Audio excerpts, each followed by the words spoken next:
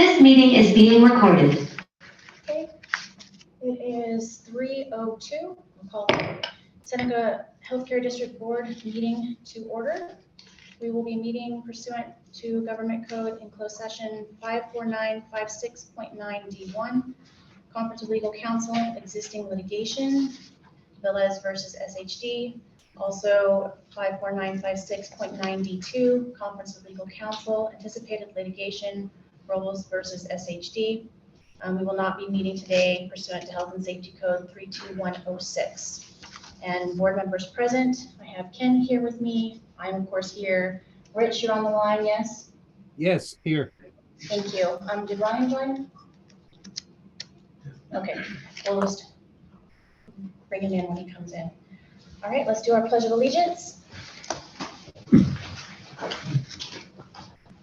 I pledge allegiance to the flag of the United States of America and to the republic for which it stands, one nation, under God, indivisible, with liberty and justice for all. Has Sean joined us? Okay, perfect. Okay, so first item on the agenda is going to be our public comment period. Deborah, did anyone submit any questions or comments? No, they did not. Okay, anyone here or online have anything they want to say? Okay, then we'll move on. All right, next up is our approval for our board meeting minutes. If the board members had a chance to review those, I have. and did Yes. you have any edits or, I do not. okay, Rich? I do not. I move to approve. Thank you. Do I have a second? Second. Thank you. All in favor, Rich? Aye. Ken? Aye. And I'll vote aye. Thank you. Okay, next up is our medical staff report. We have an initial appointment, we have reappointment for medical staff, no initial appointments for allied, reappointment for allied. It's actually a date correction for Megan Vigneault. Do I have a motion to approve the medical staff report as presented? I'll move to approve. Thank you. Do I have a second? Second. Thank you, Second. Rich. All in favor, Ken? Aye. Rich? Aye. And I'll vote aye. Thank you. Okay, next up are policies and procedures. There was a slight amendment from the original agenda to remove skilled 018.002 grievance complaint policy from the list to be revised. And I wanted to thank the staff very much for including the track changes on these. It made it a lot easier for me to review, so I really appreciate that. Do I have any questions, comments on the, let's see, what is it? Tab B, Part 1. There we go. For the policies. No. No. Okay, so motion to approve. I'll move to approve. Thank you, Ken. Rich? Second. Second. Thank Second. you. All in favor, Ken? Aye. Rich? Aye. And I'll vote aye. Thank you. And then I did have one question about the Tab B, Part 2. The med staff procedures, just as a matter of course, does the board approve or rescind med staff procedures? I don't know, Judy, Sean, if that's something you guys could answer, maybe? I think that's a joy question. Okay, would it be okay if we tabled the med staff procedure rescinding and memo for this meeting? And maybe a clarification on that? Okay, thank you. Okay, so then I would accept a motion to approve Tab B, Part 2, with the removal of MedStaff Pro 007.001. Do I have a motion to approve? I'll make the motion. Thank you, Ken. Rich, a second? Second, yes. Thank you. All in favor, Rich? Aye. Ken? Aye. And I'll vote aye. Thank you. And I've joined the meeting now, I'm sorry. Thank you, Ryan. Sure. So how do you vote for Tab B, Part 2? I vote aye. Perfect, thank you. Okay. All right, so next up we have an interview candidate for board member vacancy. And as you guys will recall, we had our interview with Shelley Stelzner last month, and this month Sherry Thrall has indicated interest. So I was hoping, Sherry, if you don't mind, we'll go over the same questions that we did with Shelley, make it Is this it? Okay. Thank you. And thanks for being here, both of you. Please tell us a little about yourself and why you're interested in serving on the Seneca Healthcare District Board. It's hard to know where to start. I've been basically kind of involved with the district and its activities for 25 years, I guess you'd say. And in particular, of course, as most of you know, as the county supervisor for 16 years, I've done a lot of liaison work between county and the healthcare district. And I'm extremely excited about the opportunity for the construction of the new facility and the reuse of the existing facility. And my background over the years prior to supervisor was, generally speaking, Corps of Engineers as a realty specialist. So that's where, I look for the land and the buildings and all of that kind of stuff. And I, prior to that, owned my own business as a real estate broker. And, excuse me, and basically, I thought that some of the experience I've gotten over the last 16 years as county supervisor and all the various things I've had to serve on would be skills that would come in handy with the new construction. So I've served on LAFCO in excess of 10 years, Local Agency Formation Commission. And they're basically controlling things like annexations and so on. So we'll be looking at annexing various districts.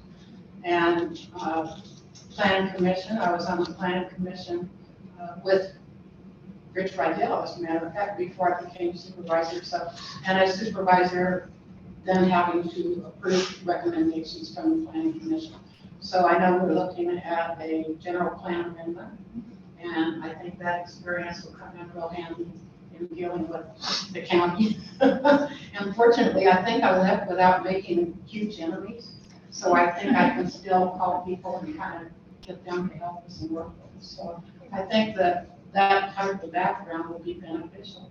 But most of all, I just, like I say, I really believe in the district and the mission of the district, and I'm excited about the changes I've seen in the last few years, and really want to be part of moving that forward. Thank you.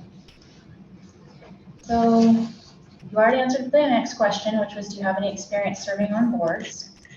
The following question, are you familiar with the Brown Act? You must be very, very familiar. You referenced that here in your In letter. our letter. Right. Yeah, of course, all of the, like I said, committees and commissions and things that I served on are impacted by the Brown Act.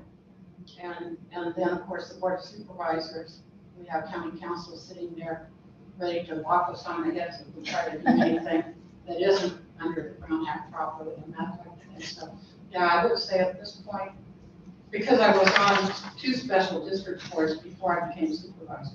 So between those and supervisor, I've had intimate experience with dealing with the Brown Act and the public. Thank you. So next is, what do you think are the most important qualities of a good board member? I think probably the most important thing is not to have a one drum agenda. And I would describe that as we have lots of people over the years that one thing gets under their skin, and by God, they're going to, maybe change the zoning of parking on Main Street or something like that. But being on a board is so much bigger than that, and you have to have an open mind and really try to learn every side of an issue, and not come to the table with your own personal agenda, but try to look at what's the best for the agency and for the people that it serves. So I think probably open-mindedness and a level of intelligence enough so that you do understand the issues and can grasp some of the really complicated, complex things that boards have to deal with in their decision. Thank you. Let's see, next is, are you a registered voter permanently residing in the district, which I'm sure you must be. Are you familiar with how critical access hospital finance works? I am to some extent, in that I know prior to Sean coming, when Linda was CEO in particular, I met with her quite a bit to talk about funding because we were having some financial difficulties in the district. And so kind of going over with them the funding, of course, I understand special district funding and government budgeting and funding. The only one I never have really grasped and I'm selected, kind of hoping I'll get a chance to understand it better, is the one where the hospital fronts a bunch of money to the state, and then ultimately the state gets you back that money plus. Yeah. And I've never 100% got the theory behind why don't just give you the money in the first place and get it over with and save all the paper. Good question. I'm kind of looking forward to learning a little bit more about that. Great, thank you. And what do you consider your greatest strengths and weaknesses? Well, I like to think that I'm reasonably intelligent. I really like people, so I enjoy working with people and trying to help solve their problems and help them whatever they need. I think that probably my willingness to serve, now that I'm unemployed, I find I have a lot of time on my hands. So consequently, I think my availability, I'm willing to put in whatever amount of time it takes, and I realize that as you go into construction, you're going to have a lot of committees and things that people have to work on. And of course, with the Brown Act, only two of you can work on any one thing. So it, it's kind of a strength that I'm used to working in that environment, I guess would be good. Thank you. Any other questions other board members have? I do not. That was very thorough. Thank you. Ryan? or- Good. Thank you. No, I have no additional questions. Thank you. Okay, thank you very much for that. Really appreciate it. So I guess that moves us into our consideration of selecting our board member, or appointing a board member. Is this a matter of making a motion? It would be. Okay. I would make a motion to nominate Sherry Thrall for this position. Thank you, Shelley, very much for expressing interest. And I'm hoping, if this goes this way, that you will consider being involved, because we certainly use your expertise and help on, like she said, our various committees and things and projects that we have coming up. So we would really, really appreciate if you were to stay on and help us out. Thank you. Thank you. Okay, so it sounds like I have a motion for Sherry. Do I have a second? Second. That was Rich. Yes. Thank you. Okay, all in favor? Ken? Aye. Rich? Aye. Ryan? Aye. And I'll vote aye. Thank you, and thank you again. Thank you. You're welcome. I would have voted for you as well. I would like to echo what Jerry just said here. Appreciate, and I think you're well qualified. So appreciate any involvement you can afford to volunteer. Thank you. So for the next item on the agenda is the oath of office. Deborah, I was going to ask you, on here you put the term beginning February 1st. Was there a reason for that, or can we make it today? I think that there was that wait period, and everything's commenced on February 1st. I went back and read some things through that I received from Plumas County Elections, and that was the swearing in, that you could start at that date, the swearing in. I think that's the latest time that we can do it. Yeah, Okay, that's my understanding. Rich or Sherry? I mean, Sherry would know. That's- Can you assume office today is essentially the question. I think so. I think so, There's any too. reason not to. Okay, I just was So checking. they've been announced and the decision's been made. Okay, so then let's do the oath of office. I, Sherry Thrall, I Sherry guess I should start Thrall. too. Do solemnly swear or affirm Do solemnly swear or affirm that I will support and defend the Constitution of the United States that I will support and defend the Constitution of the United States and the Constitution of the State of California and the Constitution of the State of California against all enemies, foreign and domestic, against all enemies, foreign and domestic, that I will bear true faith and allegiance to the Constitution of the United States that I will bear true faith and allegiance to the Constitution of the United States and the State of California, and the State of California, that I take this obligation freely without any mental reservation or that I purpose take this freely without any mental reservation of evasion, or purpose of evasion, and that I will well and faithfully discharge and that I will well and faithfully discharge the duties upon which I'm about to enter. the duties upon which I am about to enter. Right, thank you. Congratulations. Mental reservation. I think it's time to pull up a chair, actually. Okay. I can do that. And Deborah, we'll just Where would you amend, like me here? wherever you want to sit. Deborah, we'll just amend this oath to today's date for the beginning. Yes. Okay, Yes, and then I'll give perfect. those And to I'll you. sign all three of them then. Okay. Great, thank you. All right, It's good to have you. welcome. Thank you. So our next item, let's see, our board committees and discussion or assignments by board president. So our standing committees, we have strategic planning, finance, and bylaw standing committees. As long as I have it right, currently strategic planning is Rich and myself. And, we haven't been meeting in the way that our bylaws state. I will say that right now, because our bylaws state that our strategic planning is supposed to be meeting quarterly. We do have a strategic planning work group that meets every other week, and then that's been reporting into this board meeting. So I think that should cover what we need to do for strategic planning as far as meeting wise. For the finance committee, we have Rich and myself also. That is also, according to our bylaws, Rich, supposed to be meeting monthly. We do have a treasurer's meeting monthly, but we may want to look at that. I think that we should have a public finance committee meeting as we move into budgeting for our next fiscal year. Would you agree with that, Rich? Yes, I do. Thank you. Okay. And then our bylaws committee is supposed to meet annually, and I believe, Ken, that was you and Dr. Walls. It was. Okay. So I'm open to conversation about if there's any specific committees anyone is interested on being on. If we want to change it up, clearly, Sherry's not on any of the committees yet.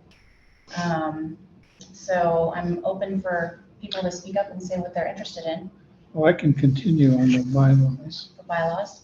I'm curious if we can get a list at some point. So we can all see the names of people who want which committees. Oh, sure. Yeah, I can have Deborah send that out. And I'll be happy to work with Ken on bylaws. I think we worked on them a number of years back Yeah. ago. Yeah, so I think they just probably need to be reviewed just to see if there's any changes, Mhm. maybe a public meeting to see if any public has any input into any changes. I doubt there's probably much since we did such a comprehensive overhaul of them. Well, I think maybe part of it would be the changes that have been made in public meetings. I doubt if our older bylaws cover televising and Yeah. Zoom You're and correct, I don't think there's any, all of that kind of you're stuff. right, I don't think there's much in there. There's a little bit in there, I think, around conference calls, I think. But you're right, that probably could be brushed up for sure. Okay, so bylaws, Ken and Sherry. Ryan, you aren't currently on any of these committees. Do you have any interest in anyone in specific? Yeah, the finance committee would be great. I'm just trying to figure out my bandwidth to be those meetings in person. Okay, Those of the finance committee, as opposed to the treasurers. yes, I was gonna clarify that, Rich. So I think, you can still have your treasurer's meeting every month. And then the finance committee will be you and Ryan, and that will Okay. be for going through like the budgeting and all of that, if that works. That sounds good. Okay, all right, perfect, thank you. And So for strategic planning, are we still good with Rich and I being on that? Anyone have any objections? Sounds good. If one of you ultimately decides you're done with it, let me know. Well, what I was thinking I might do today was discuss having an ad hoc committee for exploring the options for the old hospital building. And I was thinking about perhaps putting yourself and Ken on that, if that sounds okay. That'd be good with me. Okay, thank you. Because, you know, there's a lot of different things that we can do, and we'll get into that, I guess, later on in the informational, when we talk about the behavioral health pre-application. But just in short, we've decided not to move forward with it at this point in time because it's a little premature. We need to really explore all of our options around what programming we want, what our community needs are, much further detail than the short time frame for that grant. So if you guys don't mind exploring that idea in terms of, it doesn't necessarily have to be behavioral health, it could be anything, just to see what makes sense. Thank you. Okay, and I think we're good there. Unless anyone has any other ad hoc committees they think I should establish today. Nope. All right. So next up, we have item number 13, which is resolution 435, confirmation of certification and declared election results. And this was requested by our attorney that we pass this resolution. Does anyone have any questions or comments around this? Okay, I will take a motion to approve resolution 435. Move approval. Thank you, Sherry. Do I have a second? I'll second. Thank you, Ken. All in favor? Ryan? Aye. Ryan, thank you. Rich? Aye. Ken? Aye. Sherry? Aye. And I'll vote aye. Thank you. Okay, next up is item 14, resolution 436, declaration of intent to issue tax exempt obligations. This was also requested by our attorney. Do I have any questions or comments on this resolution? Okay, I will accept a motion to approve resolution 436. So moved. Thank you, Ken. Do I have a second? Second. Thank you, Sherry. All in favor? Rich? Aye. Ken? Aye. Sherry? Aye. Ryan? Aye. And I'll vote aye. Thank you. So that brings us into item number 15, new critical access hospital design build entity validation phase results. So Donna, are you going to be talking us through this piece? Yes, if that's okay. Yes, thank you. The last 45 days, plus a little at the end here, getting ready for this meeting, the contracted design build entity has been working extremely diligently in going through that validation of the design. Provided within the board materials is the site plan, where we have landed along with the program, the cost model, and the schedule. We have what we're asking for from the board today is approval to move forward with the design, the construction documents of the project. I wanted to provide a summary of some of the things that came out of the validation phase. Part of the getting to budget was some compromise, such as we have decided that what's being proposed to move forward is the urgent care / walk-in clinic being maintained in the existing Lake Almanor Clinic, not being moved to the new facility. So that component has been taken out of the program for the new facility. We want to, we have a remaining need to figure out how we're addressing the support services building that would house the maintenance, housekeeping office purchasing, and potential laundry. That is not included within the scope.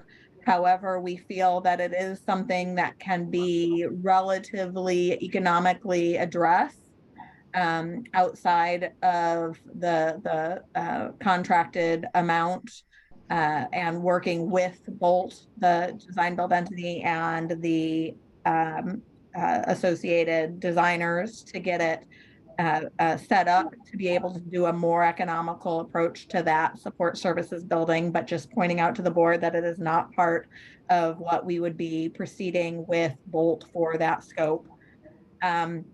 We have worked through some efficiencies around the mechanical, electrical, plumbing systems, the finishes, looked at some efficiencies with the finishes, but bottom line is that we have gotten to a point where it is recommended to the board that we proceed with the program that Bolt and HGFA have put forward, and that it is essentially the same project minus those clarities that I just defined.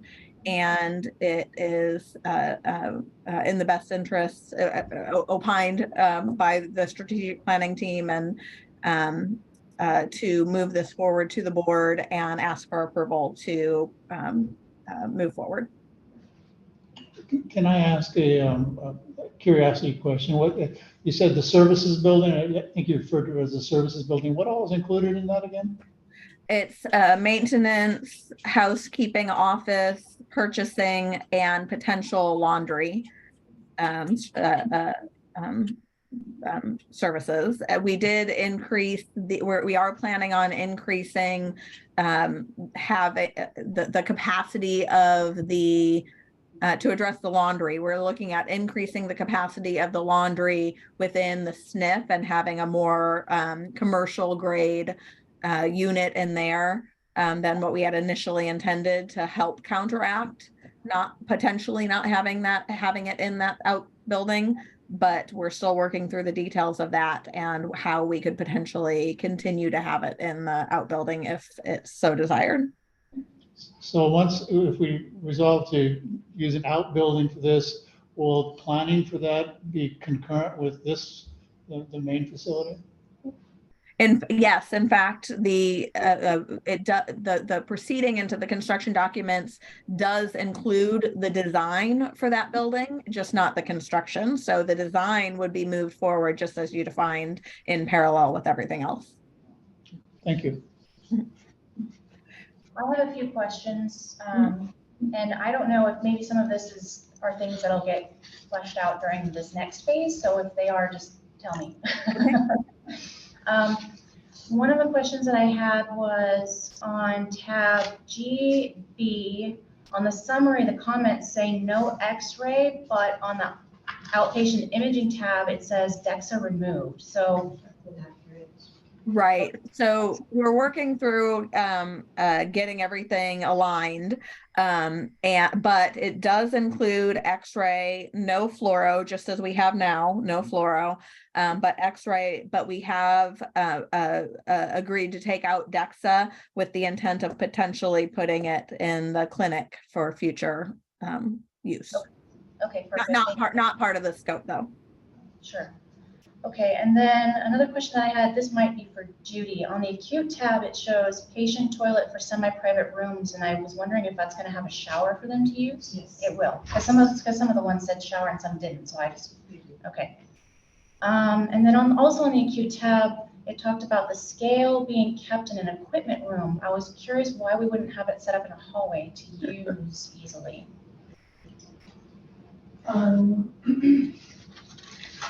I don't know exactly why, except for keeping corners clear, because we have to have the 8-foot wide clearance at all times for the fire marshal to be happy. Sure.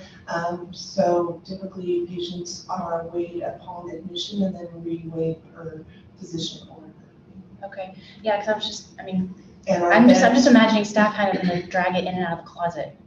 Most of our beds are equipped with scales within the beds. Oh, they are? They'll- Oh, okay, very nice. So it won't necessarily get used all that much over there anyway. Okay, perfect, thank you.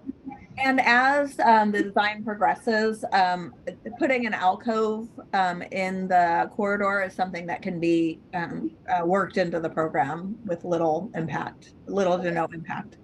Yeah, so whether we're gonna have a scale too that can weigh someone in a wheelchair or not, but, you know. Yes. And then I was wondering about our licensing. Is it gonna have to change with the proposed number of acute and ED beds, the way they're laid out? I wasn't sure how that worked. I believe it will have to change for the ED because we are expanding our capacity. Yeah, We are not expanding our capacity on our acute. Yeah, that's what I was wondering.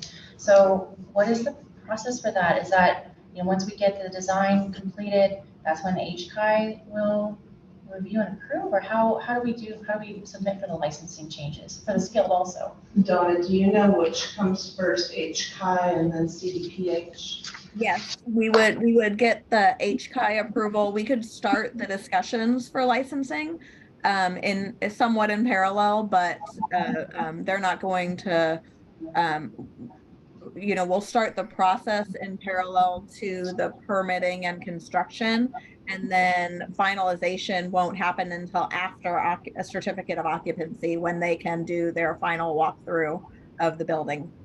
Okay, And great. tap and stock and all of that after the certificate of occupancy. Okay, thank you. And then, sorry, I only have 3 other questions. On the surgical clinic tab, I wasn't sure where we were going to be cleaning instruments and keeping them sterile. Is that what the soiled workroom is supposed to be? So all soiled instruments will come in through, whether they're coming from the ER or from the procedural room, within the surgical suite. Okay. Will go into there. Okay. And then we will have our sterile processing, and then we will have our sterile processing department as far as where we keep our sterile equipment, or return it back where they're housing it in the emergency room. Okay. or what have you. That's what I was curious about, because I didn't know if soiled workroom was the right term. All right, then I was also wanting to know about physical therapy. I don't think I saw a space for inpatient swing patients to be worked on, or supplies or anything like that. So I was curious how we were thinking of doing that. We believe we can use the same space for outpatient and inpatient. Okay. So, Okay. a lot of times the therapies are actually happening on the acute care unit, but we do believe that if we needed to go to the physical therapy suite, we could take them down there and use it for both purposes. Okay, perfect, thank you. And if I can expand on that great input from Judy, also something I didn't address through the initial introduction of the changes, they have the design build entity has proposed and is proposing to proceed with getting rid of what it was previously referred to as the OSHPD 3 space. And so really all of that blue space that you're seeing on the screen would be OSHPD 1 space. They felt like they are in their pricing, it actually is more cost effective to make it all OSHPD 1 instead of having separate space for the OSHPD 3 / outpatient functions. Okay, that helps, thank you. And then my last one is for the skilled. It's hard for me to tell from this picture, but we're still planning to have an outdoor rec area, patio space like we do now for our residents. Yes. Where's the entrance going to be for that? We haven't gotten that Okay, level of okay, detail yet. that's fine. I just wanted to make sure we have more side of We do plan to it. have the same sort of outdoor kind of. Oh, we have courtyards that show Rowing here. areas, et cetera. Yeah, I just didn't see where the access was. Okay. Yeah, Okay. there's a few details that we have for the design team as we get deeper in, like, where family members can easily come in to pick them up for, day trips and things like that. So we'll flesh all of that out. Okay. Perfect, thank you. That's all I have for the moment. Anyone else, any other board members have any other questions? I'm kind of curious just about the courtyards here in winter weather. If I still like to go outside in cold weather sometimes. I'm wondering if these are covered areas. There are covered areas, at least in our original plan, there were covered areas off of certain pods, and as well as we have taken into consideration ease of snow removal so that we could continue to use outdoor spaces even Okay. in winters like this. Yeah, great. Thank you. Thank you. Any other questions, comments? No? Okay, then I will accept a motion to approve giving our notice to proceed to complete design to Bolt. So moved. Thank you, Rich. Do I have a second? I'll second. Thank you, Ken. All in favor, Ryan? Aye. Sherry? Aye. Ken? Aye. Rich? Aye. And I'll vote aye. Thank you. I appreciate the clarifications, both Donna and Judy. Thank you. Thank you. Okay, next up, Steve, are you with us for the financial reports for November? I am. Take it away. Here it is. So with as was discussed there, the treasurers meeting they had, we met this past Tuesday. And one of the things that came out of the treasurers meeting is that Jerry and Rich felt it would be good for me to give an administrative update from the finance department. And the biggest thing, of course, is that we have gone live on what's called MultiView, which will be as of December 1st, which will be our financial accounting and reporting and accounts payable system going forward. We will still receive information from revenue information from Evident and revenue and receipts information from Evident, just as we will receive that information from Cerner May forward. And we started issuing our checks in December, and we are now in a good rhythm, if you will, of being able to process invoices and make payments through MultiView. And huge recognition to Kristen Colwright and Janelle Hardig for their efforts to get that part of it up and running. Pretty critical, paying bills, right? So the part that we are now in the process of finalizing is that we're working with MultiView right now on performing our first month-end close, and that'll be for the month of December. Today I'm presenting November's financial statements, which were generated out of Evident CPSI. So we're working on the month-end close. We have a target of February 15th to have this completed. The month of February, next month, is a short month whereby the board meeting will be on the 23rd of the month. So it does not and will not allow us time to produce January's financial report.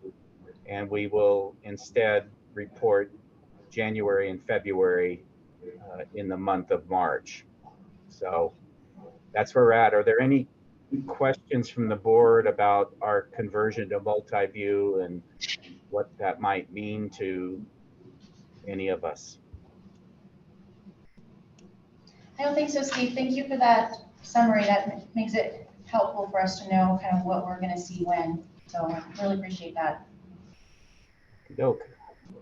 Okay, so the aforementioned month of November was pretty similar to what we've seen throughout the fiscal year so far, from July 22 forward, in this case through November of 22, where our revenue was very much in line with the budget, and as well as the expenses.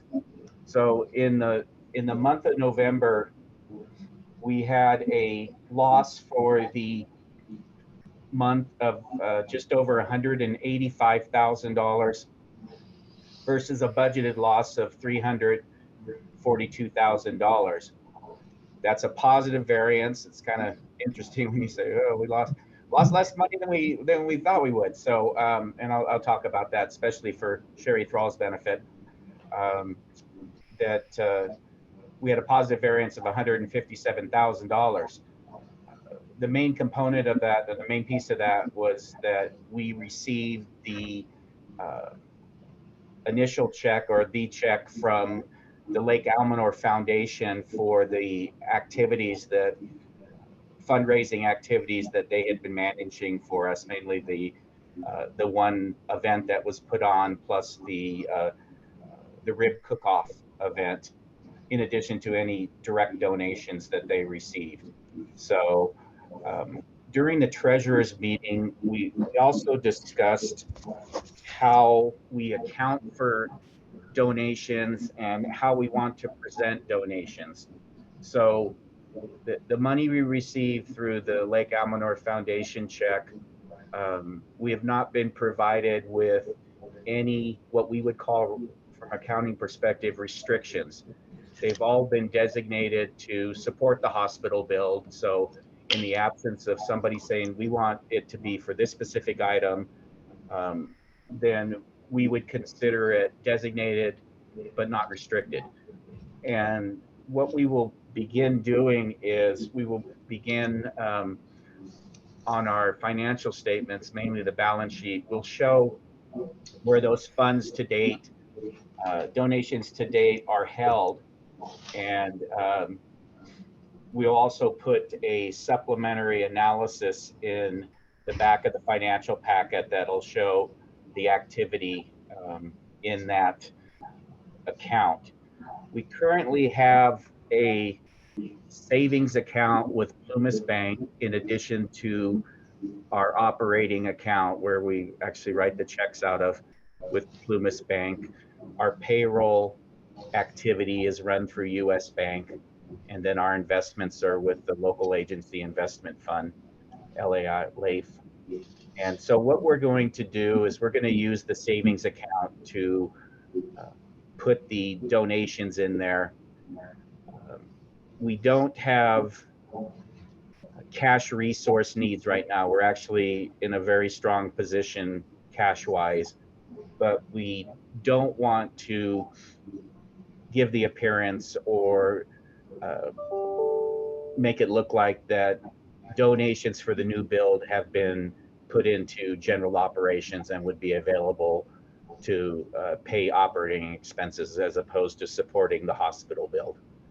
So that's something that we'll put in with the December statements when we present them to you next month. So that was a lot. That was a lot to talk or to present, and we did have pretty good discussion about it in the treasurer's meeting. So I just would like to give the remainder of the board the opportunity to ask questions about that, give their thoughts or input if you all have any. Well, I think that's a wise move. I like the fact that you're making a clear division about these funds. I agree. I think that's really key to the whole perception for everybody that just voted to support us. Right? Yeah. Is that it be clear that we're not just using it and blowing it, so to speak. Perfect. Yeah. So good deal. Rich, Ryan, do you have any other comments? You both on mute? I'm sorry? Yes, I was on mute. Sorry. No further comments. Okay. Okay. Thank you. I really appreciate that, Steve. I think that that's a key thing to do as we move forward. Okay, thank you. And that was, yeah, like I said, we had a pretty good discussion about that one. And we did reach a pretty strong consensus about how to move forward. So great. Going back to the financial statements, as I said, the patient revenue, gross and net, was in line with what we budgeted. The expenses were in line. There were some pluses and minuses. We're seeing a shift away from contract labor, which is great because the the cost of contract labor versus employed labor is much higher, and it's our preference that our own employees provide care in our facility, but that's just not the reality of healthcare these days, where everyone has to get contract registry, traveling caregivers, patient care, clinical people in some manner to meet their staffing needs. It's just the reality of what the environment we are in. So the shifting from contract to employed is great, and it's really the biggest piece of that is the hiring of the graduates from the CNA program, which is really a tremendous accomplishment. So Sherry, when we go through the budget process, there will be a lot of discussion about what we call the intergovernmental transfer program. And you're absolutely right. Why don't they just give us the money? Well, the biggest reason is that we have to give the money to the state. The state spends the money into the Medi-Cal program, and then those expenditures are matched with federal funds, and then they are returned to us. And it's a financing mechanism for healthcare, and it's a great program. It really makes the difference for us. And when we have these months like November, where we have these huge budgeted losses, huge relatively speaking, multiple 100,000, it's really due to the timing of these programs coming in. When we do our annual budget, we're able to put the impact of these supplemental intergovernmental transfer programs, and so it balances our budget. But during the year, we have to wait for those actual payments and receipts on the program to kick in. And this year, things were delayed somewhat, but we're very fortunate because we will be making our first 2 payments next week, and should receive a significant portion of our budgeted dollars within the next 2 to 3 months and within the fiscal year. So yeah, it's never a dull moment with Government bureaucracy. well, finance for a public safety net hospital, that's for sure. So especially the small one like Seneca. So that's the report for the month of November. Any questions or comments? Board members, any questions or comments? No, thank you, Steve. Thank you, Steve. Okay, then I accept a motion to accept the November 2022 financial reports. I so moved. Thank you, Sherry. Do I have a second? A second. Thank you, Ken. All in favor, Sherry? Aye. Ken? Aye. Rich? Aye. Ryan? Aye. And I'll vote aye. Thank you. Okay, moving right on, number 17, Brown Act Amendment, AB 361. Sean, Judy, any changes? Can we just move past that one? Okay. All right, then Steve, you're up again for HRG. Okay, so some of these comments also for the benefit of Sherry. And Sherry, I will extend the offer for you to come in and meet with me, and I can give you the nickel tour through our finances, or the $250, however much time you'd like to spend, that we can talk about the things that happen at Seneca. And anyway, that's just extend that offer. I'll be taking you up on that. All right, as we did with Ryan as well. So what's before us is the December 2020 report from HRG. Sherry, we do what we call a day one outsourcing of our accounts receivable, which means that we do everything all the way up to the bill, and then we send it off to our billing, and it goes out, and then this company, HRG, takes it from there.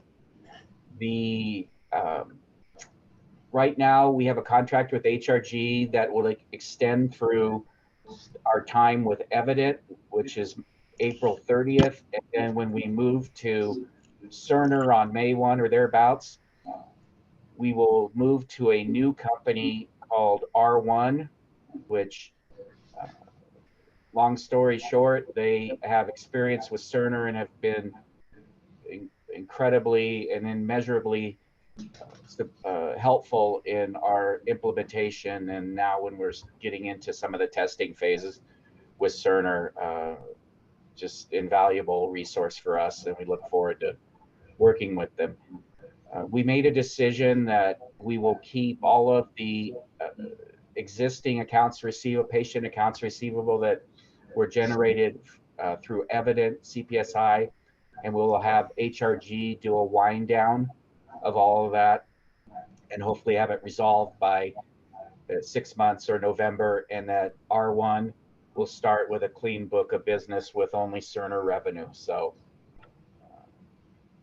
that's where we're going there. Now, for the month of December, we did have an increase of 3.8 days in our overall AR days, from 55.1 to 58.9. TK or whomever, could you just creep down so that bottom chart is fully visible? Okay, so very similar to what we saw in November. Our payers are mostly in line or better than the target, with the exception of Medi-Cal. And the bulk of our Medi-Cal AR, outstanding AR, is in the long-term care area. And as we've discussed in the past, it really is a full-time, stay on top of it effort by multiple parties to get our long-term care accounts received, because it's not just a matter of billing, it's a matter of them, the residents, having the proper Medi-Cal eligibility, and also to have the care level approvals. So the eligibility, once we get it in place, doesn't go away.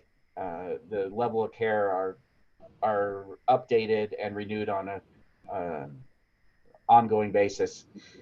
So the good news is, in January, we had 2 approvals go through and receive significant payments, and have received care approvals on others. So we'll see some good movement on this when the January report comes out, and hopefully get the remaining accounts in line for payment during the month of February. So that's really the report from accounts receivable and HRG. Any questions? I don't think so, Steve. No, thank you. Thank you very much. Appreciate it. You're welcome. Okay, next up, it's the item I referred to earlier, the Behavioral Health Continuum Infrastructure Program, pre-app. As I said, we determined that, middle of February was just too quick a time frame to determine that specifically is what we want to do with that facility to apply for that funding. There is going to be round 5 as part of that overall program. That's supposed to be a catch-all for anything that didn't get funded from the prior 4 rounds. So there's possibility that if we were to decide to do something that would fall under that, we could apply for that bucket. Do we know when they would be looking at putting that out? I have the date, but I don't have it in my brain, so I'll I have think to it look. was May. I feel like it was around May. Sometime in spring. I think so, yeah. But I'll look for it and send that to you. No pressure on us to come up with Yeah, Well, it takes and a that's little not, pressure. and well, that's like what I think Judy was talking about earlier was, the 30-year encumbrance is an interesting requirement. If they do that for this final round as well, how do you know in year That's 20? the problem, it's a commitment you almost don't feel like you could make. Right.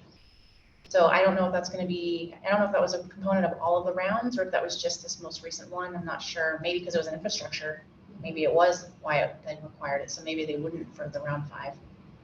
There, just to speak to that a little bit, there is some level of interest in, between counties to do something about our mentally ill population here and what we do in emergency services for them. I talked to Tiffany Armstrong in Alaskan County, and she offered that she'd be willing to be part of that conversation and to enroll other mental health directors in our surrounding counties in that conversation as well. That would, I think, be huge. I know Plymouth certainly recognizes Yeah, that Plymouth there's is a huge struggling. need, Plymouth is struggling now because they don't have a person, full-time. full-time director. director. Yeah. Yep. So we'll keep an eye on that, and I will, when I haven't talked to Tiffany again, but I will. Yeah. Let her know that we're chewing on it right now. Yeah, that'd be perfect because I think it's an important conversation to start. If you can get people starting to collaborate on that now. And I think it's not that unusual for long-term commitments for construction infrastructure type grants. But by the same token, when you're in this transitional stage that we are right now, it's kind of 30 years ahead. But I know even the rec building was 20 years ago. Okay. And I think that Wildwood at the time that we signed it was probably 25. So it's kind of daunting. It is. When you're not sure you got 2 more days. Okay. All right, thank you on that. So it looks like next, Donna, do we still have you on for your report? Yes, I am here. Perfect, thank you. All righty. I want to say hi to Donna because we worked together on some things early on when you guys were just. Yes, I know. I'm excited to hear you're there. Good to see you. You too. I can kind of see you. You're kind of small. Yeah. Okay, diving into the strategic planning report to the board, referring to the document that was provided. We are giving an update on the CEQA NEPA. I'm happy to announce that the initial study and the draft mitigated negative declaration has been completed. It's been provided to Plumas County and LAFCO for review because they are both responsible agencies. They have requested, per the document that you're looking at, a 3-week review, but have added on 1 more week. So we have incorporated a 4-week review for them to go through the document. And the intent is getting it to the public by 2nd or 3rd week, likely 3rd week of February. So that. Sorry, I'm sorry to interrupt. What would that mechanism be? Would we make it available on our website? There's a requirement for it to be available on the Seneca Healthcare District website, as well as 1 of 3 other public forums that it needs to be provided. So I'm working so that's a good segue into the next part there. I'm working with legal, with Seneca's legal, to make sure that all those T's are crossed and I's are dotted, and that it's properly publicized, and what approvals are needed from Seneca Healthcare District as the lead agency, making sure that we're getting you guys pulled in as needed to act as that lead agency. Okay, great, thank you. But just to kind of one bit of information along those lines was, I was asking if I needed the board to provide approval to put it to the public, and it's been confirmed by legal that that is not the case. So therefore, we will be proceeding with, as stated here, getting it to the public in February, and that does not require the board's input to have the public view the document. Okay, thank you for clarifying that, because that had just occurred to me. Okay. And then again, communication is ongoing with USDA to identify the NEPA process. We're waiting, as I'll touch a little bit later, for the formal notification of what that process will need to be for the USDA component. So that's Sequanipa, Heliport. The draft MOU was provided to Collins Pine. Ultimately, I have a meeting tomorrow with their representative to go through that and answer any questions that they have in order to ultimately move that, to get that memo of understanding completed, and ultimately plan on implementing an easement farther down the road for that work, or for the work of removing any trees required for the heliport, as well as an ongoing easement that would be needed for the use of the heliport. Through discussions with heliport consultants, we are determining the best way to contract for the remaining approvals, that we need for the heliport itself as well. So that's another component of the heliport that's ongoing. So Donna, we had talked, I think, about perhaps not having to go through some of these processes for the heliport. Has that changed? It has changed. We believe that we are going to have to get approvals through the Division of Aeronautics, and then they will pull in the FAA for their input. So that was kind of false hope. It ended up being false hope. I was wondering. Thank you. Okay. Harvest plan, now that we have all the technical studies and the resulting initial study mitigated negative declaration draft completed, that component, that is the final archaeological report, it will be used to move forward the application to CAL FIRE for the timber conversion permit. And so I actually received that within the last 15 minutes. So that now will be it was used in reference with the initial study and draft mitigated negative declaration, but the actual document is now available. And so I'll be moving that forward to Sierra Timber Services to get that process moving forward. So, and this might be a weird question, Donna, but why does CAL FIRE have to give us permission to harvest timber from our property? That's a very good question. I've kind of taken it at face value, frankly. I believe it has to do with land use, and I would imagine that CAL FIRE has certain land that's allocated to remain as forested land. And so because we're asking to remove this portion from forested land, that we need to get the approval from them. But that I could get some more clarity on that for you. I'd be curious to know what that requirement really is, if you don't mind. Yeah, absolutely. It might be just potential threats from the structure to the surrounding forest also. Is that parcel state responsibility area, according to their new map? I don't know. Donna, do you know?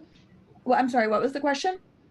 Is the parcel that we're gonna put the construction on, is it in the state responsibility area for CAL FIRE, or is it in the CPUD? Well, Yeah, so that it's right now in state, and we're asking for the annexation. That's part of the process for the approvals to be able to move forward. As you know, we've got the lead agency approving, which is you guys approving the CEQA document, and then it goes to Board of Supervisors for the general plan amendment rezone, and then it goes to LAFCO to annex it into the Chester Public Utilities District. Well, right now, CAL FIRE is in the process of putting out their new map that designates the state responsibility areas as opposed to private responsibility areas.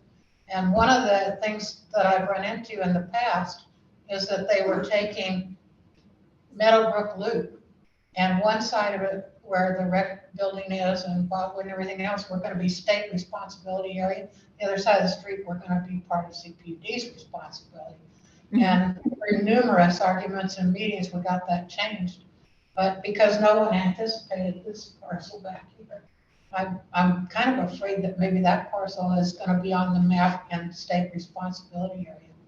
So we Interesting. probably really need to take a look at that, just to be sure, because even if they put it in state responsibility area and we ultimately annex it to the fire district, I'm not sure how that would affect the final map that the state's put out.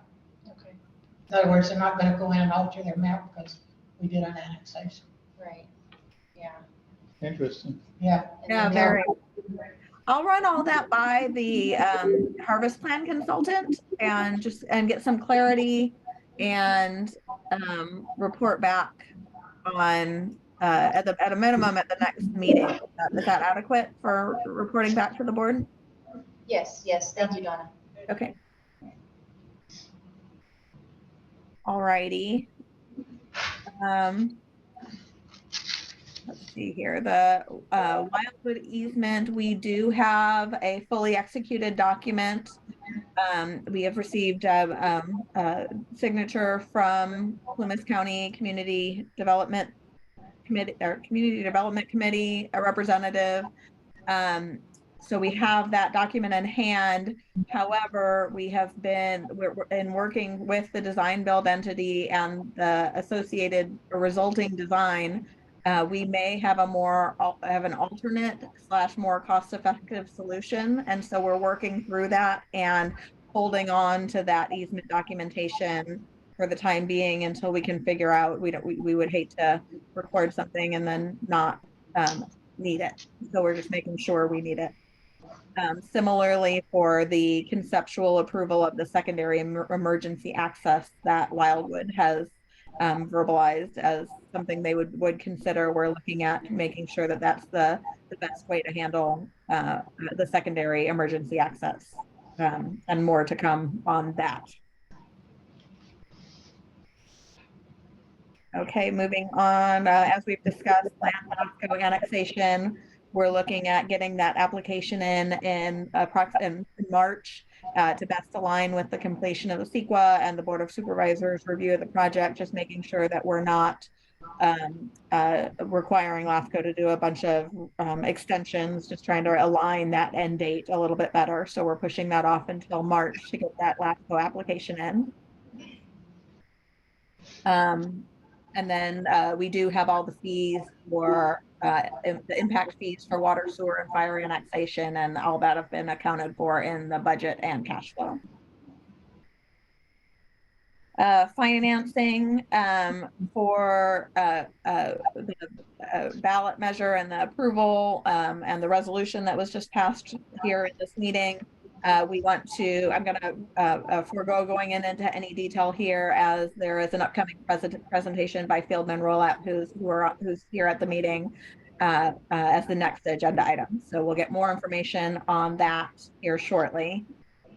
The USDA financing, still waiting for formal invitation to apply. We're told that they are, that it is imminent, that formal invitation, but we still have not actually received the document. So still pushing as best we can on that to get that moving forward. The one more item on that is that that Whipsley has been contracted to proceed with the examined forecast that will be part of that USDA component as well. So we're moving a bit in parallel there and having Whipsley work on what we know they're going to need to do in response to the USDA requested financing. Other funding, no further updates from the last board meeting. The schedule and budget, I had been reporting previously that all of this would be updated as a result of the validation phase. And so here I'm reporting that we are looking at a certificate of occupancy in, I see a typo. It's actually November 25th of 2025, not January. So November 25th of 2025 with the first patient anticipated Q1 of 2026. So we're tracking for that.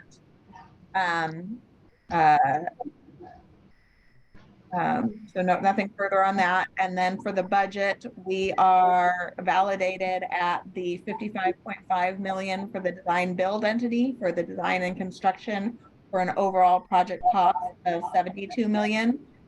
This is partially funded by Measure B and partially funded with funding as Fieldman Roll-Up is going to share again in their presentation here shortly. And then again, as I indicated in the for approval portion of the meeting, I noted in this document the support services the building being excluded, and that the walk-in clinic is now planned to stay in the current location. Any questions about schedule or budget? Nope, it's exciting to have a date. Yes, definitely.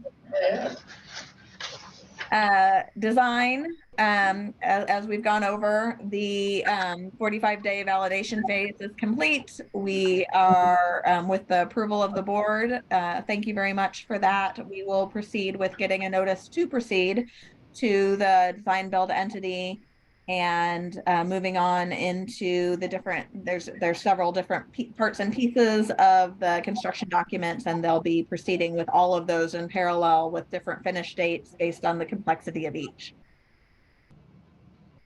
And then no update on medical equipment planning from the last board of directors meeting. Can I answer any further questions?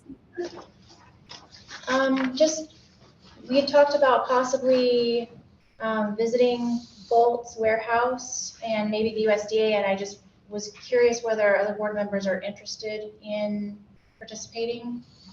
We talked about it during our strategic planning work group, so it was just Rich and I that would have talked about it. Would be interested. Ryan, how about you? He's muted. Ryan, are you muted again? Sorry, I was on mute. What was that date? I'm sorry. Oh, we don't have a date yet. I'm just trying to gauge interest if the board members are interested in visiting Bolt and USDA. I'm sure once the weather's a little bit better. Is that something? Yeah, absolutely. Okay. Okay, so Donna, if you don't mind maybe starting to have that conversation around time. You've got it.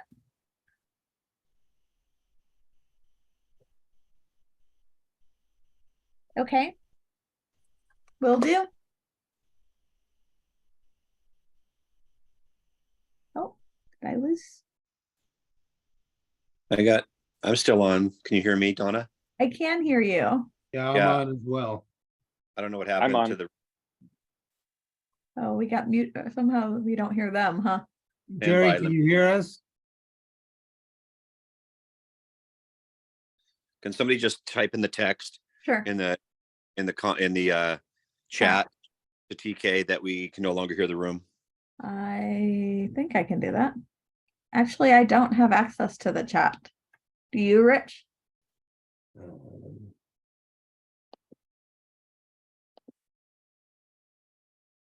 Let's see. Oh, Nope. All right, hold on here. I'm going to text her. okay. I'm gonna stop my.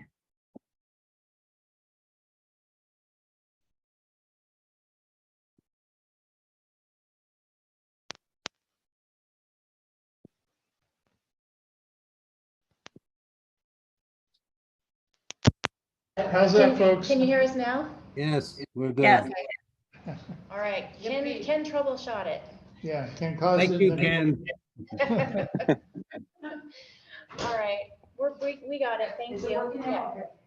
Okay, so next up we have presentation by Fieldman Roll-Up. Who's gonna be presenting this? I thought Ryan and Rich had comments they wanted to make on the last item. Oh, I'm sorry.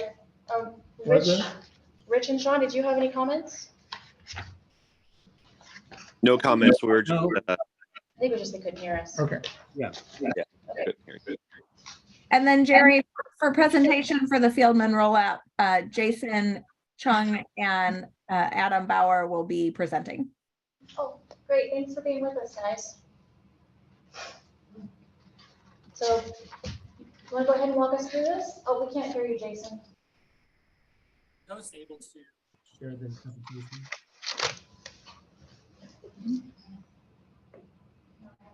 now disable the screen sharing from. We're just having a little trouble hearing you. We can hear you, but it's not loud.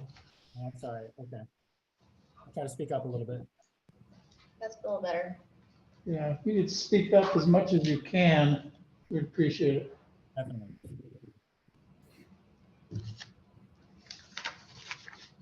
So once the presentation is shared, just want to introduce myself. Thank you for letting us be here. My name is Jason Chung, Vice President with Fieldman Rolat, and our firm serves as the district's municipal advisor.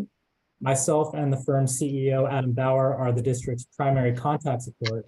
And as Donna mentioned, we'll be giving a presentation on the potential financing plan of the hospital replacement facility, which of course will be partially funded through the help of your successful Measure B election. If you can turn to page 2, please.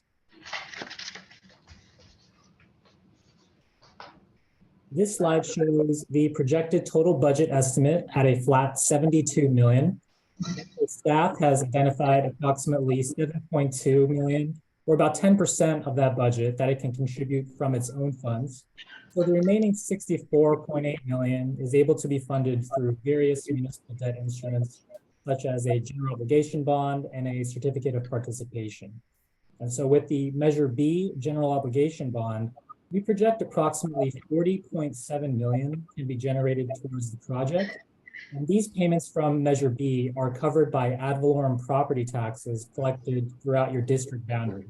So it's not secured by district operating funds. So this leaves the remaining balance of about 24 million and change to be funded through what's called a certificate of participation, or a lease. And this is an obligation that has no required voter authorization, but it is secured by the district's general fund. We'll get into these a little bit later. So while these pieces are being worked on, the district has been in communication with the USDA office and their favorable financing terms through the direct loan program. And so we've outlined a few of the beneficial points of their direct loan program, one being the option to borrow up to 37 years maximum with 2 years of interest-only payments. The interest rates from USDA are also generally lower than what could be achieved in the public markets as well. However, they do tend to lag real-time market conditions, since USDA only resets these rates about once a quarter. However, a huge benefit of this USDA program is their willingness to approve the same fixed rate for 2 separate types of credits. And they are allowed to do this as long as the 2 obligations, this being the GO bond and the certificate of participation, they're sold around the same time. And so these GO bond and COPs, I'll call them, they are very different credits. One, of course, the GO bond repaid by ad valorem taxes, which are guaranteed by the county treasurer. And so these are considered among the safest types of debt available. And so all other factors being equal, GO bonds tend to price with the lowest interest rates because they're deemed the safest. Now, with certificates of participation, on the other hand, they are considered riskier since they are backed by your general fund and your operations, and typically priced with higher interest rates than the GO bond counterpart. So the benefit again of USDA, they're essentially, if I can put it in layman's terms, essentially allowing to give a borrower with a 650 credit score the same interest rate as an 800 credit score borrower, which is a great benefit. However, though, if we refer to that underlined bullet point on the middle page, in order to access USDA funding, they do require that certificate of occupancy on the project, which I believe Donna mentioned was expected around November 2025. And so they do require us to enter into an interim financing in the meantime until that COC is complete. So the next few pages outline the interim financing scheduled for hopefully later this year that will provide your needed funds. And these interim financings will also have favorable prepayment options that allow us to replace/refinance them with USDA financing in the future. So slide 3, please, where we have the valuation. Thank you. So this shows your historical assessed valuation since 2003. And this is as far back as we could order the data from California Municipal Statistics. And they are a third-party company that receives their data from the county auditor's office. And so assessed valuation is taxable value. It is not the market value, but it's the taxable value of all taxable property within the district's boundaries. And GO bonds such as Measure B are secured by ad valorem revenues, which is a percentage of this assessed value. You can see the period before the Great Recession, so around 2003 to 2008, there were many years of double-digit growth, which was also, but also some years of a 6% decline in 2011, and an 11% decline in 2012. So historically, the district has had periods of very high rapid growth, and also periods of fairly large decline. However, since 2015, for about 8 years now, we've seen a much more modest but consistently strong trend of growth, most recently at 8% increase in 2022. When we look at issuing your first series of bonds in the future, we have to project a conservative assumption, but no more than 3.5% growth of assessed value moving forward. So we believe this is conservative when looking at your historical average rates we have on that left chart, your 5-year average at 5.38%, your 19-year average at 4.7%.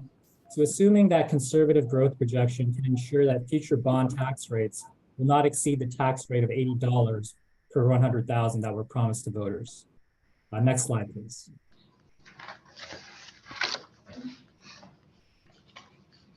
So this slide now shows a preliminary funding plan for that Series 2023 general obligation issuance.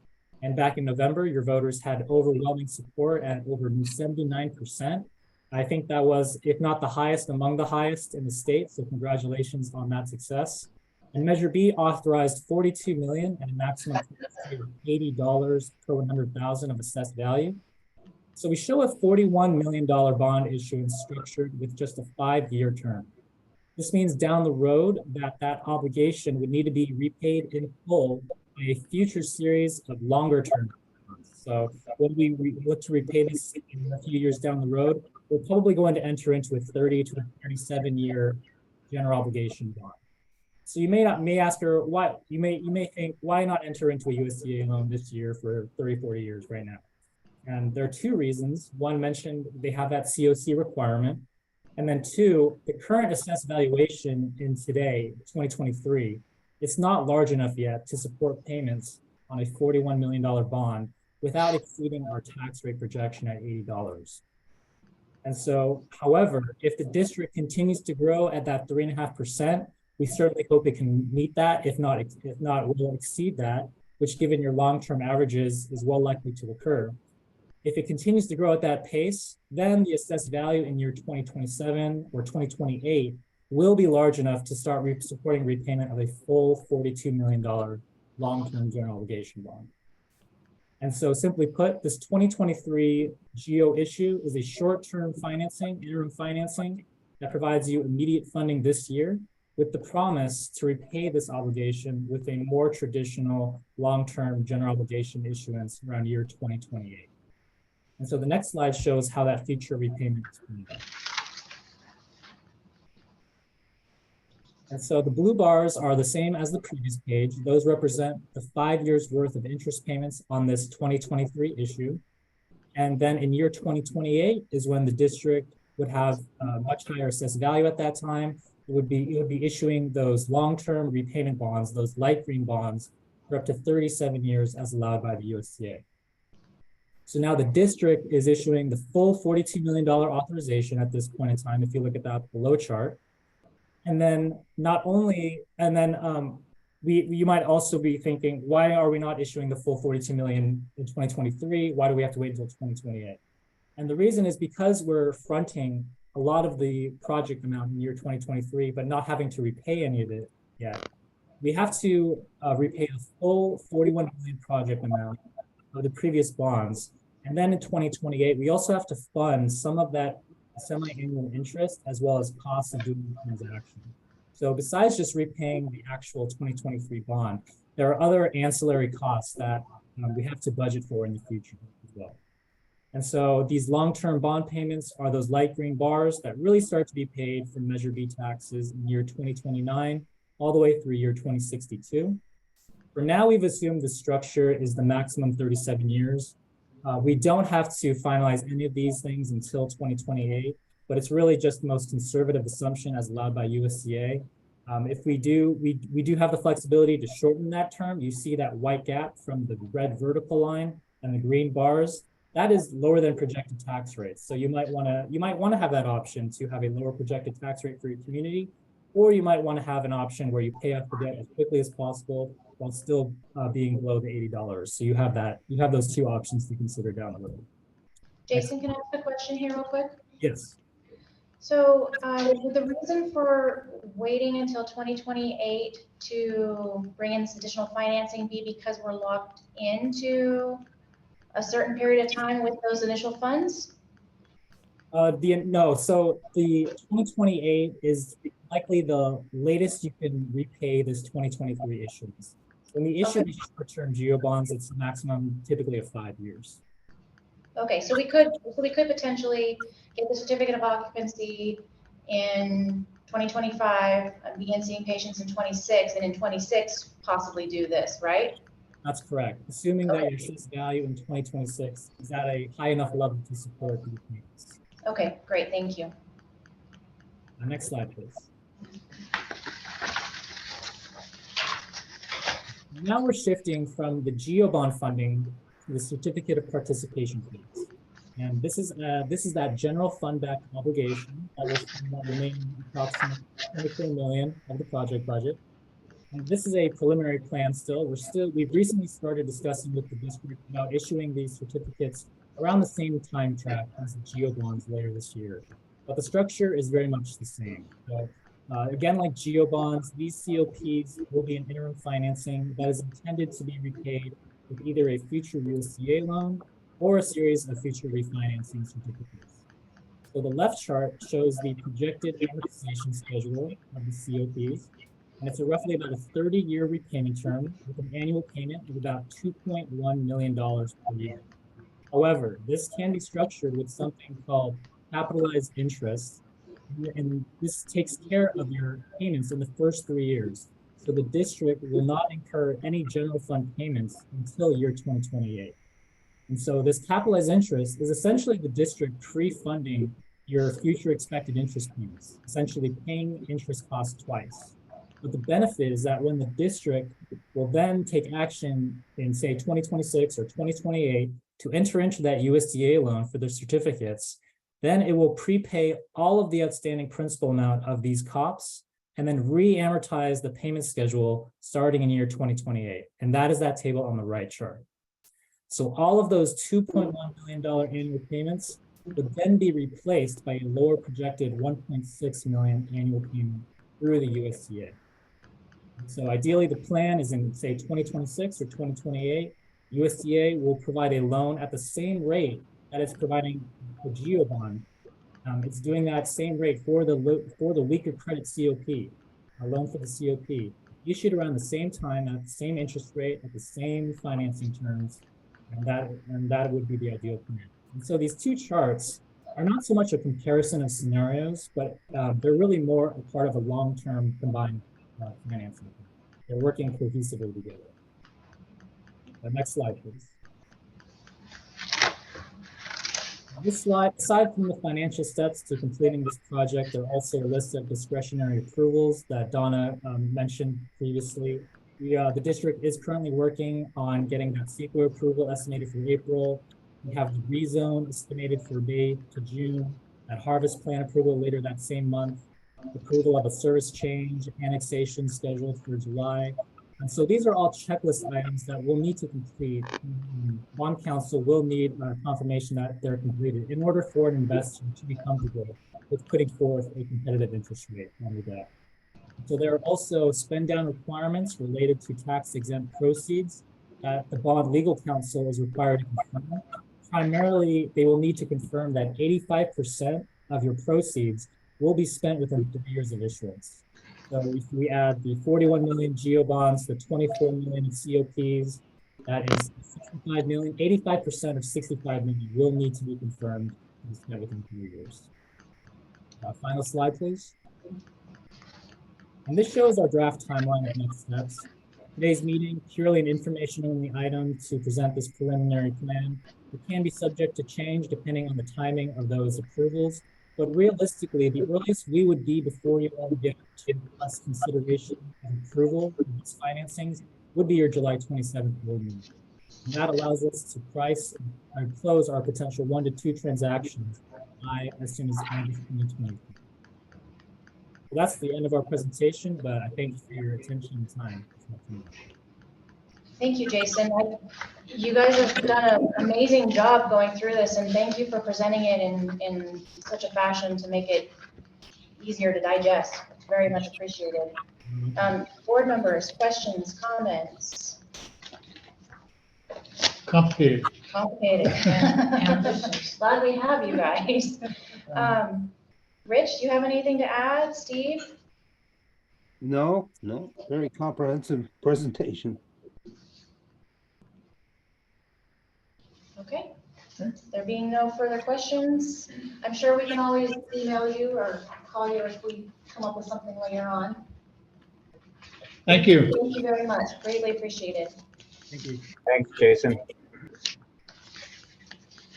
Okay, let's see. Next up, we have item 22, our CEO report. Sean, I went through this. It's very clear to me. Anyone have any questions for Sean, or No. do you have anything to add, Sean? No, if you've read the report and you have no questions, we could just leave it at that. It's kind of weird being remote, so the shorter we can keep it, the better. Okay, then we will move past and we will go to number 23, which I think is the CNO report. Yeah, And- so, and I'm sure you've read through it, so unless you have any questions, when I came on, just over a year ago, you joined Seneca, Sean asked me to outline my goals and objectives for my first year here. And so this is basically just a synopsis of what accomplishments have been done, some were quick fixes and others were more long-term strategic plans. But just so you know that I'm not just sitting on my thumbs. Oh, we know you're not, Judy. We know you're not, but this I is appreciate very- receiving this. Yes. Yeah. Yes, gives us a good sense of where we've come from and where we're going. Yeah. And a summary of all of the work is, you know, we get bits and pieces every month, but to kind of see it all like this, you're like, wow, we're really busy. Been really busy, Yes. yeah, we have accomplished a lot, and we tend to focus on where our Next. failures are, or what have you, instead of really looking at all of the wins that we have accomplished in a short period of time. So, Yeah, and I think this is amazing. Is there anything specific in here that you would like to call out as being the thing that you are most proud of or most pleased about?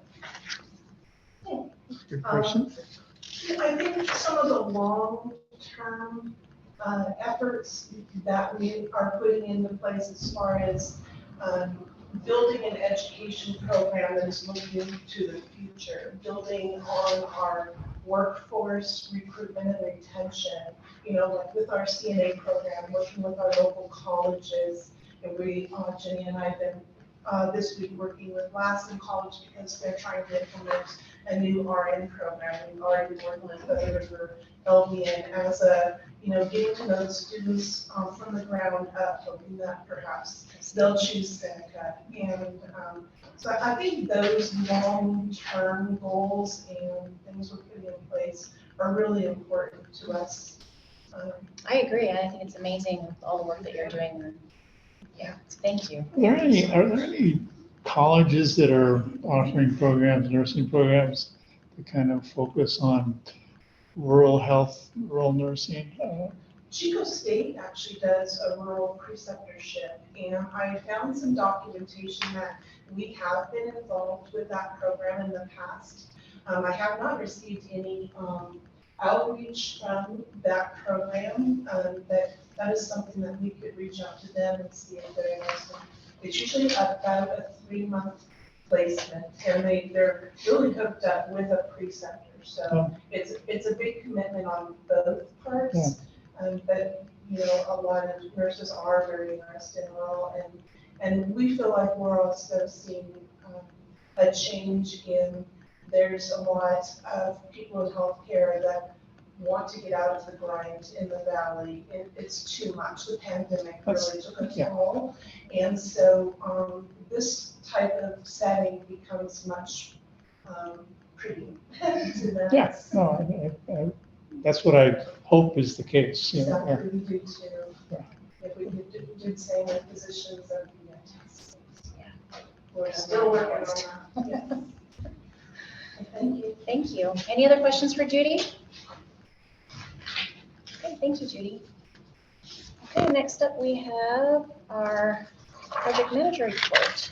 I think, there it is. Brian, are you on? I'm here.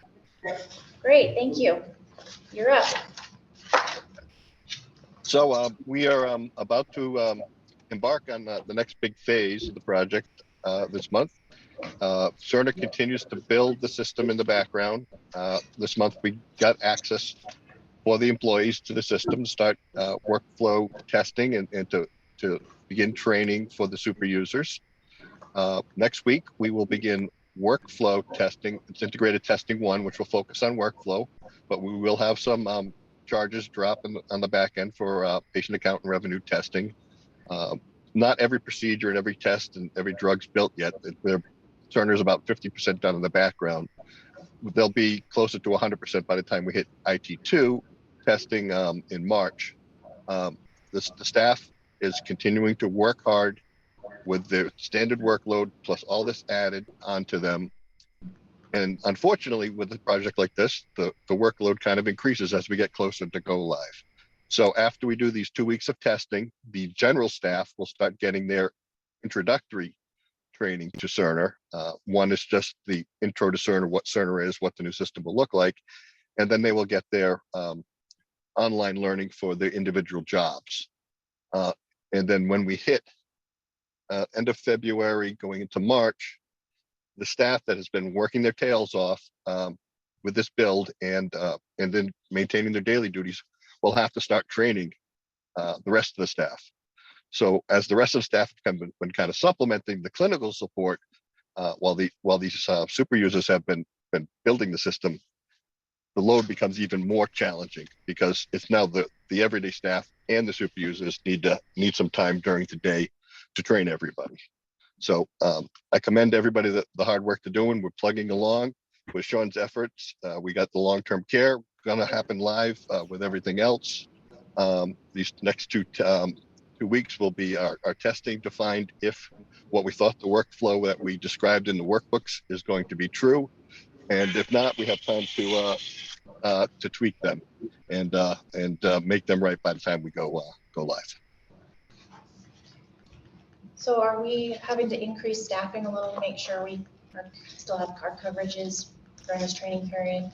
Yeah, because we have so many working managers, we want to free them up to be as present as much as they can. Because this is where we're really going to find the gaps as we build this. So we are having to backfill them to make sure that our operations are still safe. So, Anything? more variances in each report. Yeah, that's what I was getting at, yeah. I'm just curious how we backfill that. It's not easy. Yes, we have a very limited amount of people. So that does often mean that we're asking people to do extra shifts. So we'll see a little more overtime, at least on the clinical side of things, as we free up those managers and super users to attend. Yeah, I'm hoping we can hear about how that kind of unfolds, and at some point, maybe the board can thank people for their extra effort. Mm-hmm. There's that, I also believe that we're going to see a little bit of bump in premium time. Some overtime is sort of inevitable when you're going with live EHR. We're going to try to keep it minimized, but I think that the board is going to see a little bit of bump in premium pay. And then that should hopefully level out in April or May. Yeah, hopefully around late March. Yeah. What we experienced at my former facility when we went live with Epic is that there was a big transition time because there's a lot of people sort of just staring at their computers. They're trying to figure it out. So someone needs to make sure that the patients are still being cared for while we're navigating. Gotcha. But hopefully it's we're talking about a week or two of a little bit of paralysis, but with good training ahead of time, we're hoping people are fairly comfortable. Okay, great, thank you. All right, thank you, Brian. Any other questions or comments for Brian, or anything else to add, Brian? I'm enjoying Well, that. expression of introductory learning journey. It is, it is, In that before, I like that. it is amazing to see the commitment of the staff, as small as it is to get this done. It's a pleasure to be there. Yeah, kudos to all the staff for all the hard work that they're putting in on this on top of everything else. So, okay, let's move on. We have our departmental reports. Looks like we don't have compliance or IT specific this month, but we do have our HR resource and newsletter. Thank you very much, Jenny. And I was going to ask you and Judy about this program that you mentioned in here with the schools. Yeah, I've never heard of this. Yeah, so it actually came to PDH last year. And so they approached me a couple months ago and said, hey, we'd love to bring it to Seneca. And so we have started talks to get this rolling. And so it will be classroom rotations or classroom time with an instructor at the schools. And then they'll come on site and do rotations through all the different departments. And it's just a great way for them to experience healthcare careers. So, and this is for the school district. Is this in conjunction with the business and finance senior class, or is it I separate? think it's open to anyone 17 or older. And we're actually putting this out to Westwood, to Greenville, to the charter school Greentown, and high school. Oh, okay, Nice. that's exciting. Yeah. Wow. They're excited. And I've been wanting to get the students involved I and know. like, yeah, because that's who we want to be, training and feeding over here. Future recruitment needs. Perfect. Well, that really feeds into a grow your own philosophy. So that's good. And we talked about all of the different areas, so it does tend to be very clinical, like nursing oriented, a lot of people looking at that, but really there is nursing informatics and there's all types of nursing, but there's also, our facilities, And our finance. the finance, all the things that we can show them that actually, touches healthcare. It's not just about the nurse at the bedside, it's the entire organization. So we're excited. I think that's really, really exciting. Yeah, and we're actually going to have the kids rotate through all the departments that are willing to participate. Instead of them picking, well, I'm really interested in nursing, maybe I'll just do that. This way they get a overview of everything, so maybe they find something they really didn't know that they really liked. I think that's a great idea. Yeah, give them a broad exposure and they can see what kind of piques their interest. And then, how long will the program be, or do we not know yet? Through the semester we're there. Oh, okay. So is it a weekly thing? So they'll be doing rotations on Mondays, from 12 to 4-ish, and then they do their classroom time at the school. Okay. And what happens at the end? So they each pick an area that they really enjoy. So it could be nursing, it could be IT, it could be whatever. And then they do a presentation, and they'll probably host the presentation at one of the high schools, maybe the art building. And we have like a fun dinner, and maybe Sean or Judy will do a speech, and it'll just be a celebration of their time. Okay. And if they have questions about careers and what kind of education they need to go into one of these careers, do they have the ability to come back to us and say, hey, I think I actually, after I'm all done, might be interested in this, or can you help me figure out where I need to go? Yeah, so I'll work with the career advisor over at the high schools, Gina Pixler here in town, and whoever's with the other schools, and we'll put together, packets if they're interested in local colleges, or, like our CNA program that will be starting, if they want to go that direction. Okay. Give them lots of options. That's wonderful. That's really wonderful. What a neat program. Yeah, I did not, how long have they had it going, do you know? The HESI program without the P, so the Plumas is the FESI program. It's been going for several years, I believe, but I recently only brought it to Plumas. Okay. Very exciting. San Diego. Yes. Good. And I really enjoyed the newsletter, as always. I don't know if Yes, any other me board too. members have anything. I love the newsletter. Yeah, I think the newsletter is awesome. And every part of it. And I can tell it has input from different departments, and I love that too. Any other comments or questions for Jenny? Just the newsletter, this just goes to staff. Does this go anyplace else? Just internal? Yeah, we send it out electronically and we print it. It goes out, because everyone can catch it. Are you making a suggestion? No, I'm just curious. I don't know, there's stuff in here that could be of interest to the public. There is occasions we do with pub. It's usually, if it's of interest to the public and appropriate for the public to have. Yeah, that's what I was gonna say. Are there concerns about appropriateness for public consumption? I don't know, it's just a question. I mean, it's just something to think about, I guess. Justin and I have talked about putting it out to the public in a broader format, so we might, pare it down a little bit, maybe take out Yeah. some more. Might be a good PR piece. Well, it is public in that it's in our packet. Yeah, it's true. Right. Yeah, it's So, cool. yeah, if you think it's too long to just upload these to our website or too much information? No, not necessarily. And we can definitely start doing that. That's an easy thing to do. Right now, what we do is we take certain articles and we share them in different formats to the public, but we can also upload the entire newsletter. That is very easy to do. That's what I was thinking is, since we've made it public anyway, perhaps consider that. And I was looking at the celebration of anniversaries, how amazing. And Linda McCurdy has 35 years. I know, that's what I was. Wow. But all of these anniversaries are. Really be interested in. Yeah, Linda's a institution. Okay, well, thank you. And then, let's see, so now that moves us to, Chelsea, right on to your marketing report. I really like your graphic. Thank you. And that will change a little bit now that we're done with validation. And so that is essentially what we're going to do, but we're going to put some hard dates on there once we can. I kind of like it how it is right now.